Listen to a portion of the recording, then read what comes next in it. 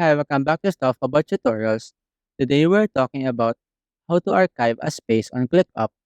Maybe you want to declutter your workspace by archiving certain spaces that are no longer active. So today I'm going to show you how to archive a space on ClickUp. Check video description and I will try to leave the written instructions. So let's start.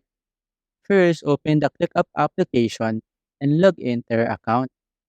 Once you are logged in, you will be taken to the home page. In this page, tap on the freelance icon at the top left corner of the screen. A panel will appear at the left side, and here, tap on Spaces. Now, choose the space that you want to archive. For example, I want to archive this space, so simply tap on this icon at the right side to open the space. Once you have opened the space, tap on this three dots icon at the top right corner. A new window will appear, and here, you can see all the space details. Now, since you wanted to archive this space, simply tap on this archive option.